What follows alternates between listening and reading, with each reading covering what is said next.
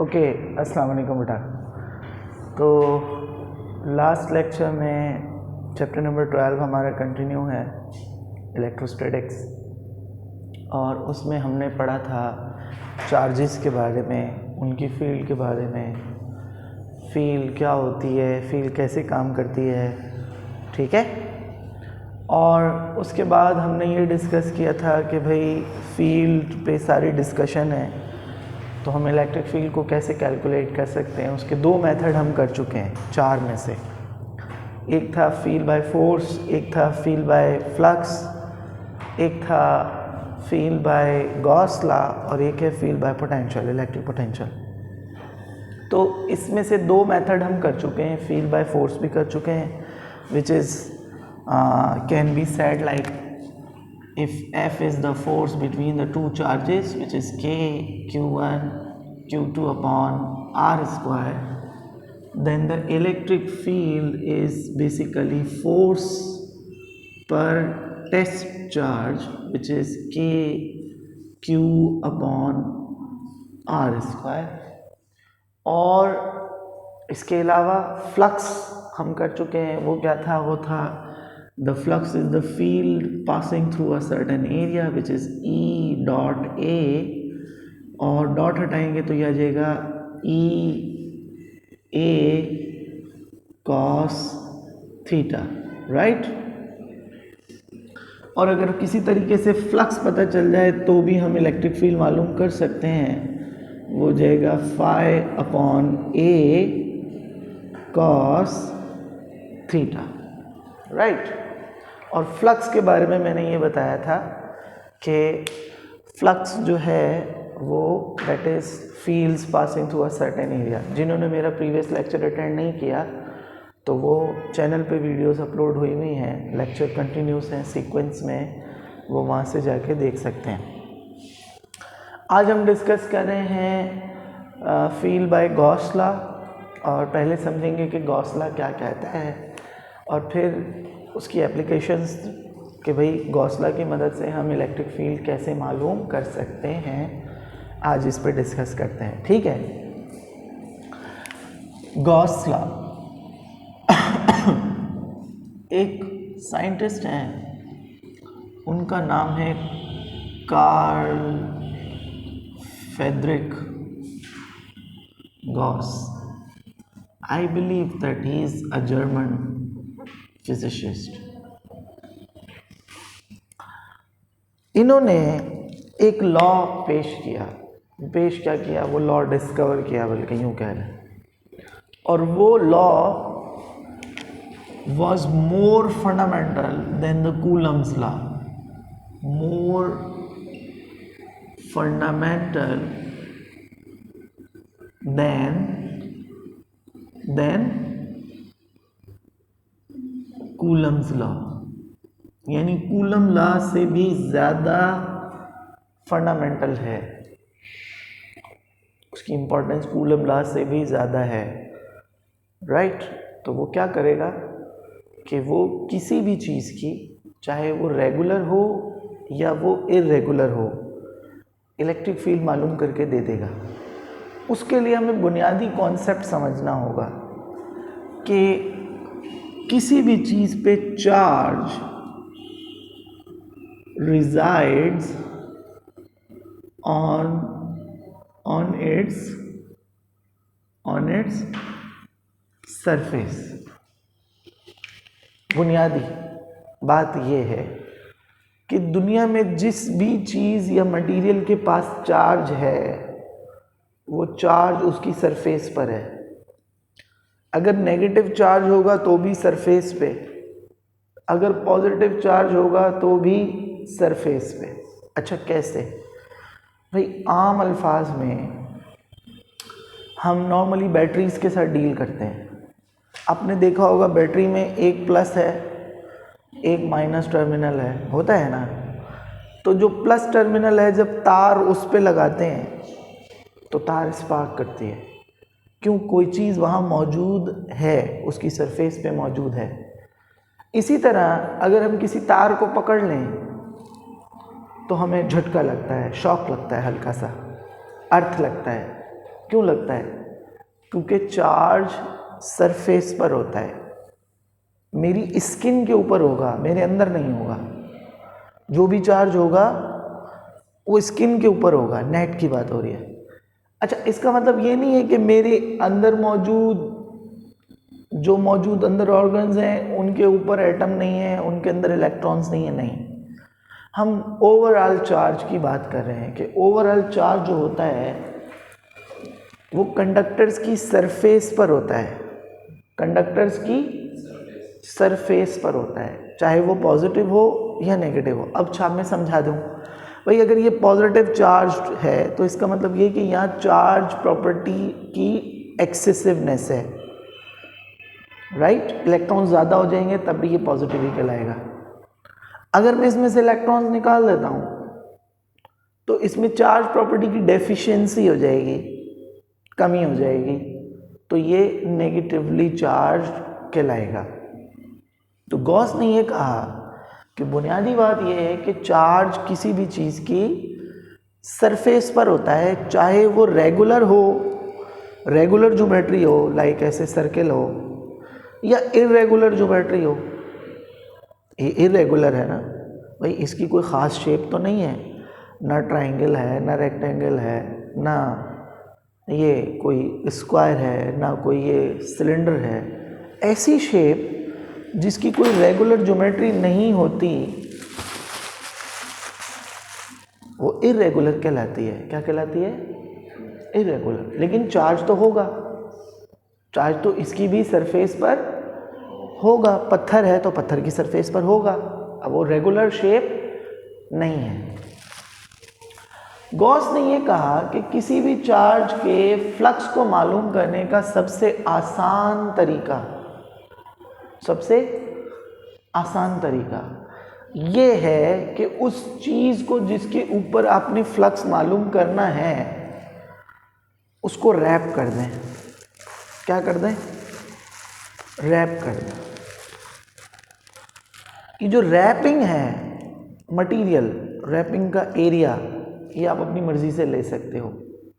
मैं चाहूँ तो इसको किसी बॉक्स के अंदर रख दूँ, चाहूँ तो इसको किसी सिलेंडर के अंदर रख दूँ, गिलास के अंदर रख दूँ, मैं चाहूँ तो इसको किसी चादर से लपेट दूँ। ढकना है, क्या करना है? कवर करना है, इसको रैप करना है। वंस आपने रैप कर लिया, चाहे जो भी है, आप क्या करोगे? जब उस रैपिंग को खोलोगे, मिसाल के तौर पे ये आपने रैप किया हुआ था, तो जब आप उसको खोलोगे तो आपको पता चल जाएगा कितना सरफेस एरिया आपने रैप किया है। भाई अगर मैं आपसे बोलूँ, एक कॉमन सेंस की बात कर रहा हूँ, मैं कहता हूँ भाई एक चौक है, उसका सरफेस एरिया बताएं मुझे कितना होगा। Common sense. आप क्या करोगे? आप कहोगे चौक लेते हैं, एक काला कपड़ा ले लेते हैं और उस काले कपड़े के अंदर उस चौक को, वाइट चौक को हम रैप कर देते हैं। जहाँ जहाँ वो चौक लगेगी इसका मतलब वो चौक का सरफेस एरिया मौजूद है।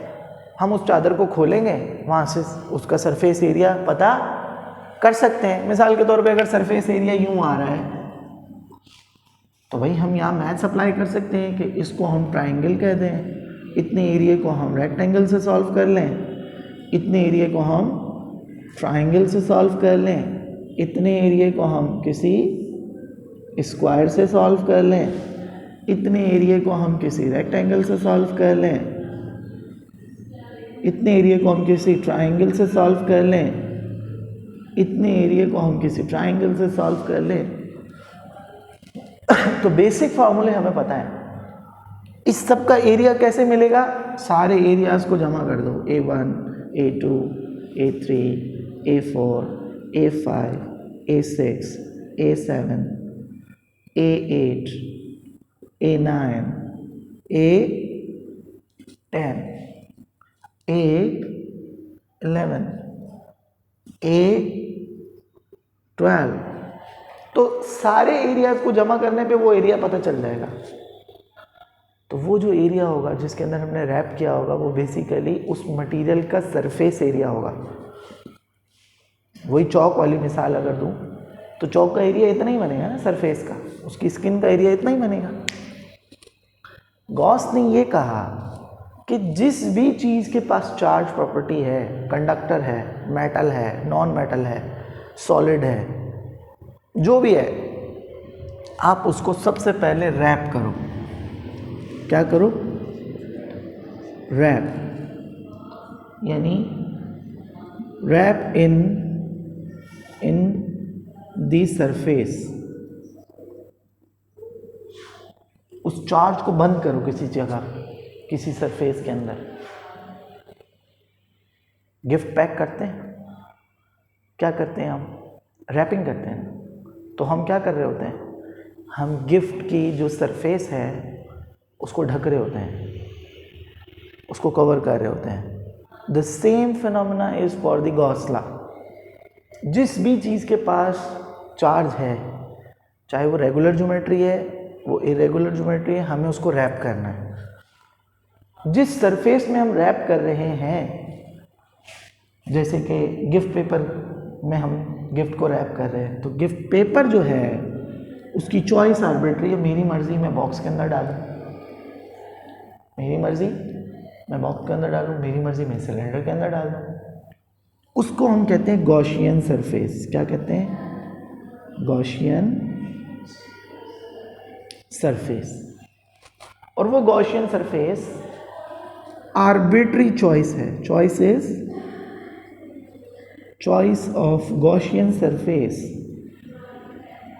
Choice of Gaussian surface is arbitrary, यानी मर्जी है आपकी, आप कैसे रैप कर रहे हैं। चॉइस आपके पास है। चॉइस किसके पास है? चॉइस आपके पास है, आपकी मर्जी, आप जैसे दिल चाहे वैसे रैप करें। राइट।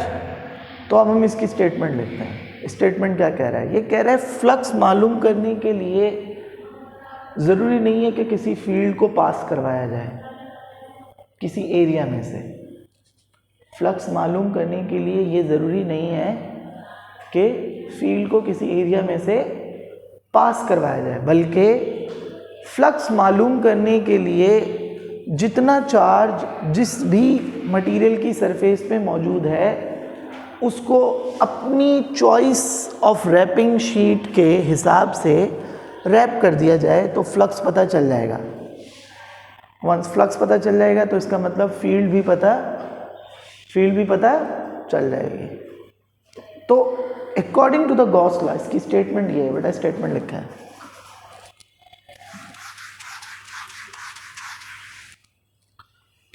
स्टेटमेंट लिखते हैं इसकी गॉस लॉ की स्टेटमेंट। तो Gauss law states that, Gauss law states that what? Gauss law states that the flux of a charged material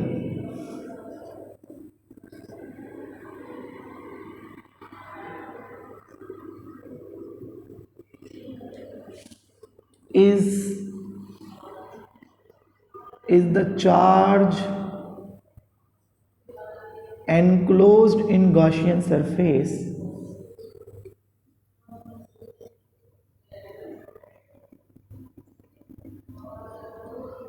is the total charge क्या लेवल के is the total charge enclosed in Gaussian surface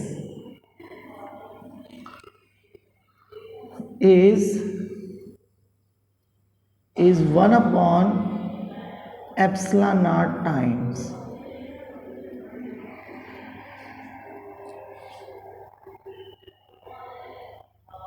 ये क्या कह रहा है? ये कह रहा है कि फ्लक्स मालूम करने के लिए फील्ड को एरिया वेक्टर से मल्टीप्लाई करने की ज़रूरत नहीं है। जितना चार्ज मौजूद है, जिस भी मटेरियल के ऊपर मौजूद है, आप क्या करें? आप उस मटेरियल को रैप कर दें। किसी सरफेस के अंदर रैप कर दें। अब जितना चार्ज उस सरफेस के अंदर आ जाएगा, टोटल चार्ज, जितना चार्ज उस सरफेस के अंदर आ जाएगा, जितना चार्ज कितना आएगा, जाहिर है यहाँ Q1 होगा, Q2 होगा, Q3 होगा, Q4 होगा, पता नहीं कितने चार्जेस होंगे। जितना भी नेट चार्ज उस मटेरियल की रैपिंग शीट के अंदर आ जाएगा, उसको एप्सिलॉन नॉट से डिवाइड कर दें, आपको फ्लक्स पता चल जाएगा किसी भी मटेरियल का। हाँ, जो भी मटेरियल में जिस गॉसियन सरफेस में आप रैप कर रहे हैं, चॉइस आपकी अपनी है कि आप उसका सरफेस एरिया क्या लेते हैं, सिलेंडर लेते हैं, सर्किल लेते हैं, स्फीयर लेते हैं, वो आपकी अपनी चॉइस। यहाँ तक समझ में आ गया? अगर एक बॉल होती और उस बॉल के ऊपर चार्ज होता तो मैं क्या करता, जैसे आप सल्लल्लाहु अलैहि वसल्लम ने किया, क्या किया, हजर अस्वद के मौके पे आपने चादर ली, हजर अस्वद को रखा और उनको बोला भाई कि चारों एक एक कोने को पकड़ लो। अगर कोई बॉल होती तो हम क्या करते, हम उसी चादर को रैप कर देते, तो उससे बॉल का सरफेस एरिया पता चल जाता। जो बॉल का सरफेस एरिया होगा वो एग्जैक्टली वही होगा जो बॉल का जो होगा, बॉल का जो सरफेस एरिया होगा वो वही होगा जो चादर जब खुलेगी तो पता चल जाएगा। तो इस तरह हम किसी भी मटेरियल का फ्लक्स मालूम कर सकते हैं सिर्फ ये करके कि हम उस मटेरियल के ऊपर जितना भी चार्ज मौजूद है उसको गॉसियन सरफेस में एनक्लोज कर दें।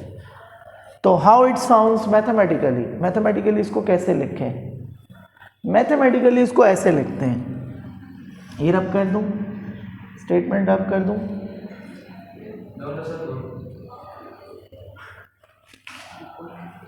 ओके चलो वहाँ यूज़ कर लेता हूँ, I could use that side as well.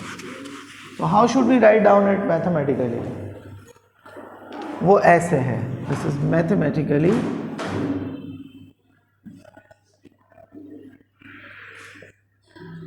if this is the material which is irregular, सही है, तो इसके मैं कर देता हूँ parts, sections, right. Let's say this is Q1, Q2, Q3 and so on.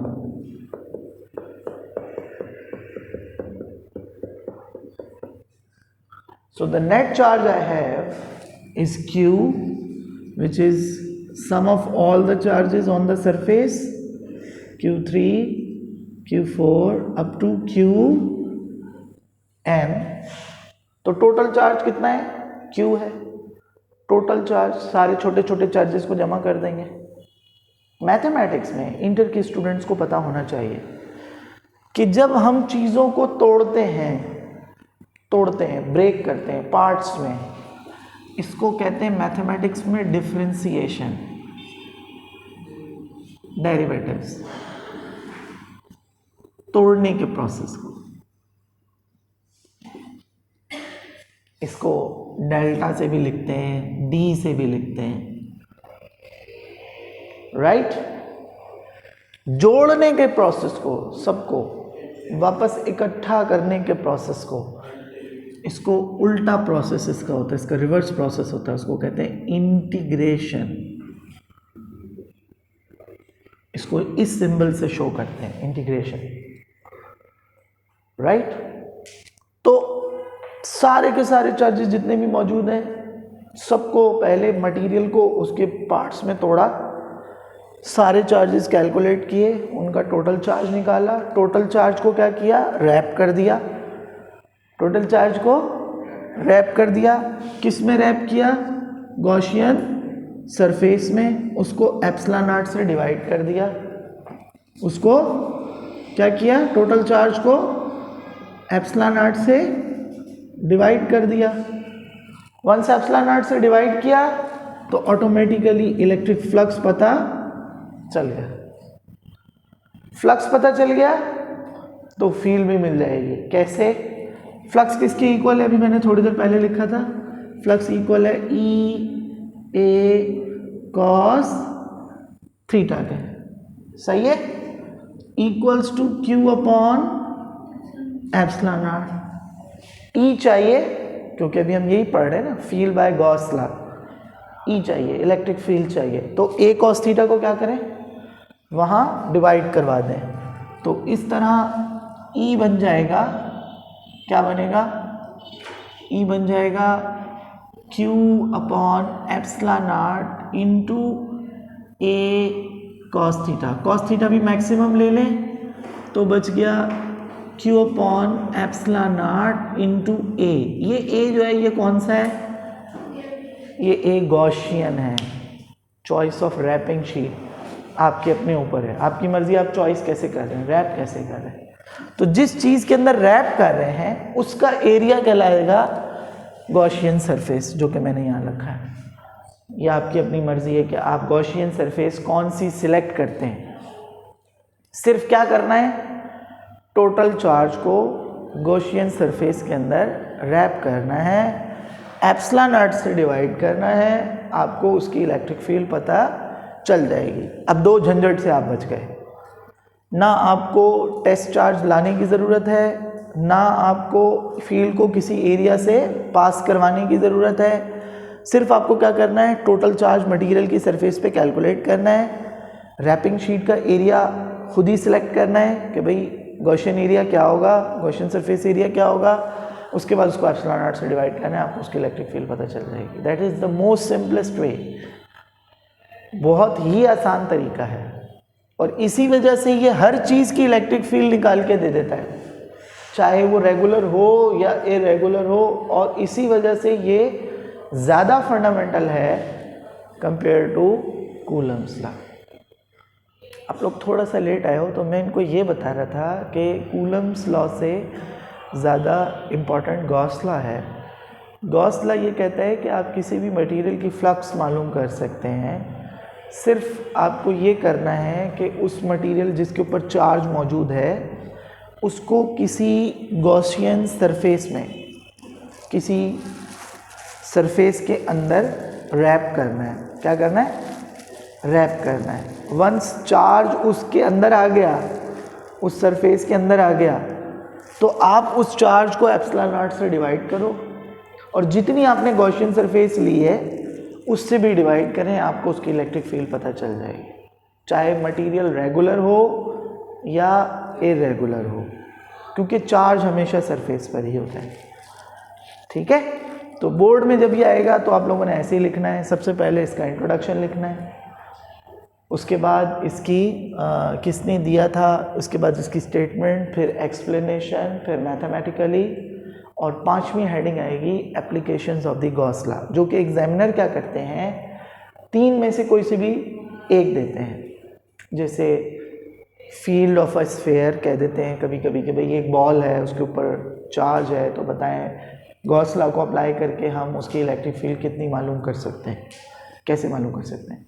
या कहेगा एक बहुत बड़ी शीट है, इन्फिनिट शीट है, सिंगल साइड, डबल, मतलब दोनों साइड्स हैं उसकी, तो वो बताएं कि हम उस शीट का, अगर ऐसी कोई शीट है तो उस शीट की हम इलेक्ट्रिक फील्ड कैसे मालूम कर सकते हैं, applying the Gauss law, field of a infinite sheet of charge कहते हैं उसको। फिर वो कहेगा अच्छा एक नहीं बल्कि दो अपोजिट शीट्स हैं, एक प्लस शीट है एक माइनस शीट है, दोनों बहुत बड़ी बड़ी हैं, उनके बीच में इलेक्ट्रिक फील्ड मालूम करनी है तो कैसे मालूम करेंगे, वो भी हमें गॉस लॉ बता देता है। तीन में से कोई भी एक एप्लीकेशन आएगी, लेकिन जो ज़्यादातर एप्लीकेशंस आती हैं वो आती है स्फेयर की, field of a spherical charge. जैसे किसी बॉल के ऊपर कोई चार्ज मौजूद हो, जैसे अर्थ, उसके ऊपर चार्ज मौजूद हो बहुत सारा, तो हम उसकी फील्ड कैसे मालूम कर सकते हैं, राइट। और वो अब हम करते हैं, फील्ड ऑफ अ स्फीयर। ठीक है, एक एप्लीकेशन आज कवर हम कर लेते हैं, सही है, समझ में आ गया। अच्छा ठीक है, there is no need, the whole lectures are on the channel. अगर कोई चीज़ आपकी रह जाती है तो आप वहाँ से भी कवर अप कर सकते हो। ठीक है, सो एक फ़ायदा ये भी हो गया है कि भाई एक फ़ायदा ये भी हो गया है कि चलो अगर यहाँ से कुछ मिस हो जाता है तो वो वहाँ से आप रिसीव कर सकते हो।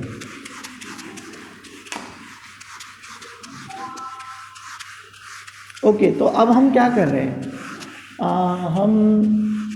हम क्या कर रहे हैं,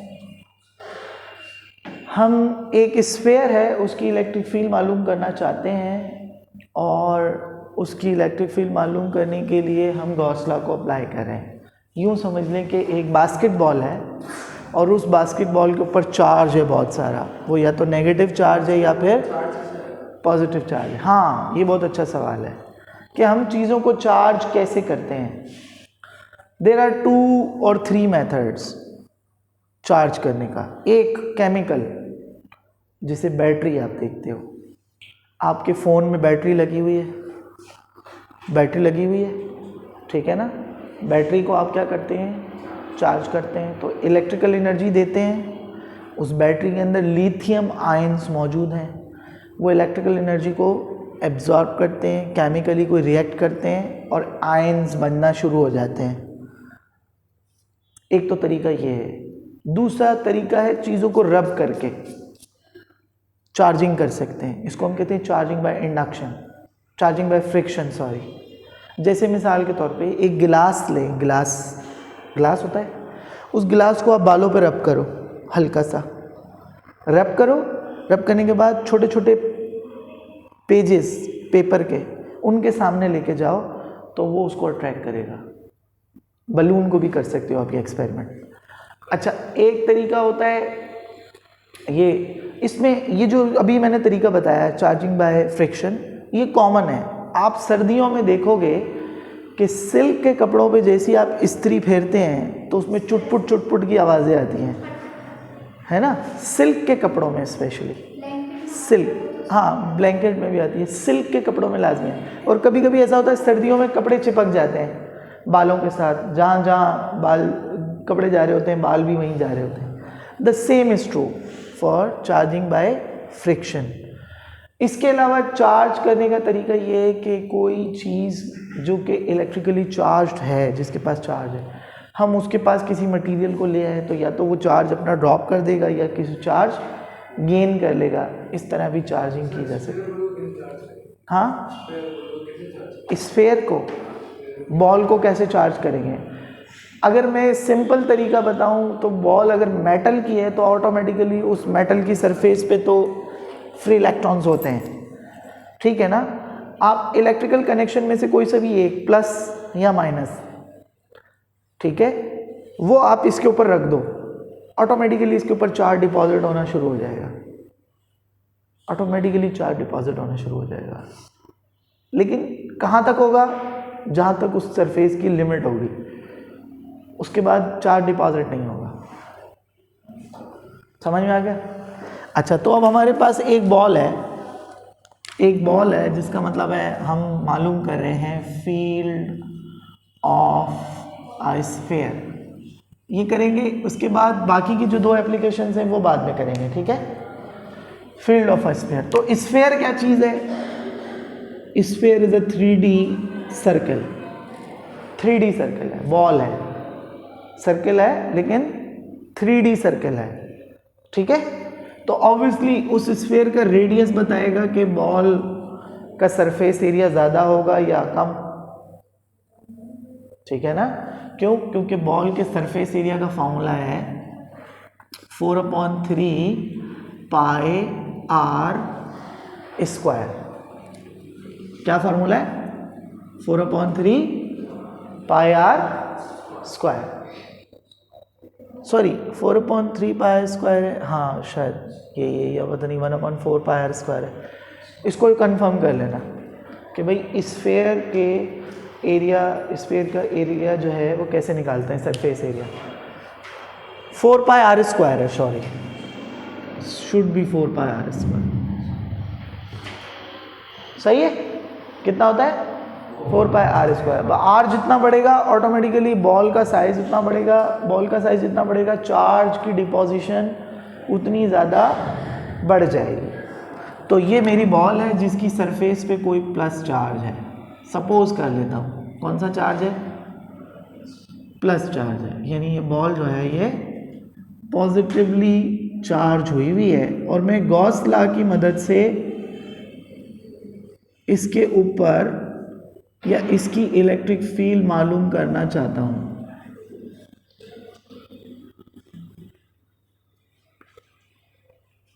ठीक है, तो जाहिर है मुझे बॉल को रैप करना पड़ेगा, बॉल को क्या करना पड़ेगा, रैप करना पड़ेगा।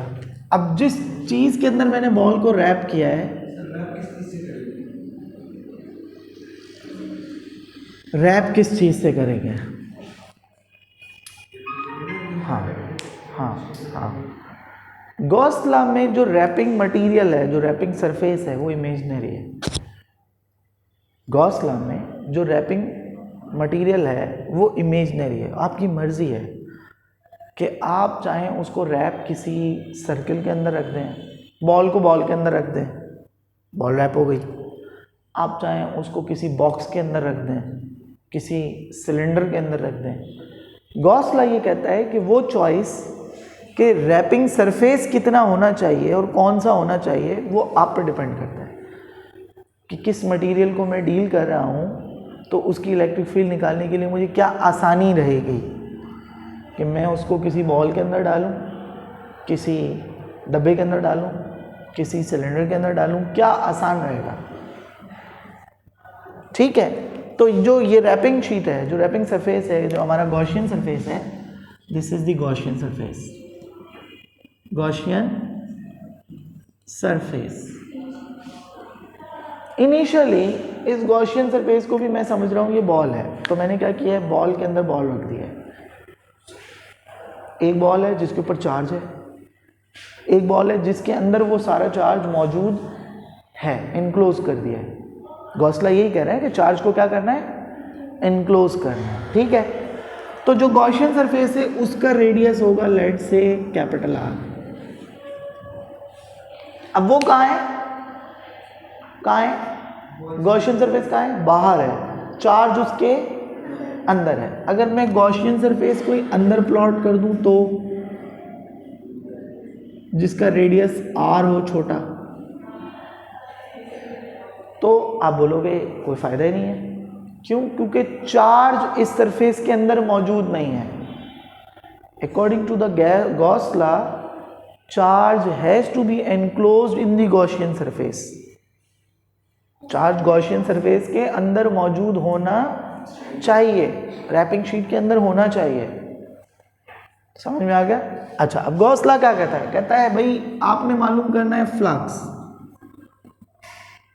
तो अगर इस पे इस स्फीयर के टुकड़े करें तो बेसिकली क्या बनेगा, एक प्लेन शीट, एक बॉल है, मैं आपको कहता हूं भाई इसको खोलो, काटो, काट के इसको बराबर कर दो, क्या होगा, क्या बनेगी, वो शीट बन जाएगी ना।